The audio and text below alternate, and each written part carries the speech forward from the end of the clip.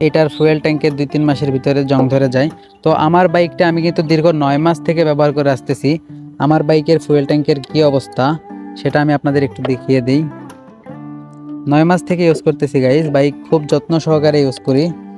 তো এই যে দেখুন, আমার বাইকের ফুয়েল ট্যাঙ্কে কিন্তু কোনো প্রকার জং নেই, নতুনের মতোই আছে একদম। 50+ রাইড করেন তাহলে এই হেডলাইট দিয়ে কিচ্ছু দেখা যায় না। গাইস, এই বাইকের আরও একটা বড় খারাপ দিক হচ্ছে এটার পেন্টিং কোয়ালিটি। এই বাইকের কালার কোয়ালিটি গাইস এতটাই বাজে যে। Hello bikers and bike lovers, আসসালামু আলাইকুম। আশা করছি সকলে অনেক ভালো আছেন। তো বাইকার্স, আজকের ভিডিওতে আপনাদের সাথে সুজুকি জিক্সার মনোটন বাইকের খারাপ দিক নিয়ে আলোচনা করব। তো যারা 2026 সালে সুজুকি জিক্সার মনোটন কিনতে চান বা 2025 সালের শেষের দিকে এসে মনোটন কিনতে চান, তো আশা করছি এই ভিডিওটা দিয়ে তাদের খুবই উপকারে আসবে। তো ভিডিওটি না টেনে সম্পূর্ণ ভিডিওটি দেখার অনুরোধ জানাচ্ছি। সম্পূর্ণ ভিডিওটি দেখলে আপনারা বুঝতে পারবেন যে এই বাইকে আসলে কি কি সমস্যা আছে আর এই বাইকটা আপনার জন্য কেমন হবে। তো গাইস, আর কথা বাড়াচ্ছি না, চলুন শুরু করছি আজকের ভিডিও। গাইস, সর্বপ্রথমে এই বাইকের যে খারাপ দিকটা নিয়ে কথা বলবো সেটা হচ্ছে ফুয়েল ট্যাঙ্ক। এই বাইকের ফুয়েল ট্যাঙ্ক নিয়ে কিন্তু সুজুকির কাছে প্রচুর পরিমাণে কমপ্লেন। তার কারণ এটার ফুয়েল ট্যাঙ্কের ২-৩ মাসের ভিতরে জং ধরে যায়। তো আমার বাইকটা আমি কিন্তু দীর্ঘ ৯ মাস থেকে ব্যবহার করে আসতেছি।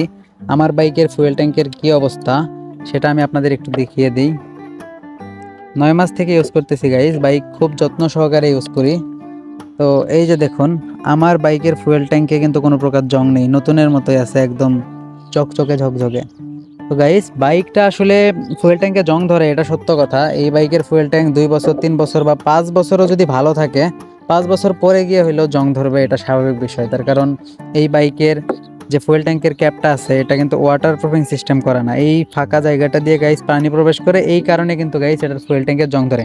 যারা গাইস বৃষ্টিতে বাইক রাইড করে এবং বাইক ওয়াশ করার সময় এই দিক দিয়ে পানি ঢোকায় দেয়, তো তাদের বাইকে খুব তাড়াতাড়ি কিন্তু জং চলে আসে। তো এটা সব থেকে এই বাইকের বড় খারাপ দিক। গাইস, তারপর যে খারাপ দিকটা নিয়ে কথা বলবো, এই খারাপ দিকটা হচ্ছে একটা বড় সমস্যা। তো বর্তমান সময়ে যে বাইকগুলো আসতেছে বাংলাদেশে, প্রায় সব বাইকগুলাই ডাবল ডিস্ক হয়ে আসতেছে। সুজুকি জিক্সার মনোটন একটা 2 লক্ষ টাকা বাজেট সেগমেন্টের বাইক হওয়া সত্ত্বেও এই বাইকে ডাম ব্রেক ইউজ করে আসতেছে। 2017 সালে শুধুমাত্র একটা বার এটা ডাবল ডিস্ক ভার্সনটা বাংলাদেশে আসছিল, এরপর থেকে আবারও বন্ধ হয়ে গেছে। তো এই ব্রেকিং সিস্টেমটাও গাইস এই বাইকের একটা খারাপ দিক। কিন্তু গাইস, 155 সিসির বাইক হিসেবে আর এরকম লুকস অ্যান্ড ডিজাইনের বাইক হিসাবে এটাতে যদি তারা ডাবল ডিস্ক ব্যবহার করতো তাহলে এই বাইকের দামও কিন্তু আকাশচুম্বী হইতো। তারপর যে খারাপ দিকটা নিয়ে কথা বলবো সেটা হচ্ছে এই বাইকের ক্লাচ। তো এই বাইকের ক্লাচ গাইস এত পরিমাণে হার্ড যে এই বাইকের ক্লাচ যদি আপনি চাপতে যান তাহলে এখানে আলাদা পরিমাণে একটা শক্তি আপনাকে ইউজ করতে হবে। তো এই প্রবলেমটা ফিক্স করা হয়েছে 2025-এর মডেলে। 2022, 23 বা 24-এর মডেলের এটা কিন্তু প্রচুর পরিমাণে হার্ড।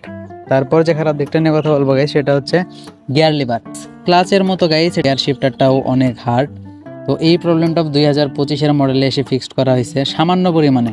মানে এটাতে আলাদা পরিমাণে একটা শক্তি প্রয়োগ করা লাগে গিয়ার ফালাইতে গেলে, গিয়ার নামাইতে গেলে। কিন্তু 2025 সালের যে মডেলটা আছে সেটাতে অনেকটাই সফট করা হয়েছে এটার থেকে। গাইস, এই বাইকের আরও একটা সব থেকে বড় খারাপ দিক হচ্ছে এটার হেডলাইট। তো এটার হেডলাইট কিন্তু গাইস হ্যালোজেন টাইপের একটা হেডলাইট ইউজ করা হয়েছে, যেটায় রাত্রে যদি আপনি হাইওয়েতে রাইড করেন তাহলে এই লাইট দিয়ে কিচ্ছু দেখা যায় না, সামনে একদম অন্ধকার লাগে। যদি আপনি বাইকটা 30, 40 বা 50 স্পিডে যদি আপনি বাইকটা রাইড করেন তাহলে মোটামুটি দেখা যায়। কিন্তু গাইস যদি 50+ রাইড করেন তাহলে এই হেডলাইট দিয়ে কিচ্ছু দেখা যায় না। গাইস, এই বাইকের আরও একটা বড় খারাপ দিক হচ্ছে এটার পেন্টিং কোয়ালিটি।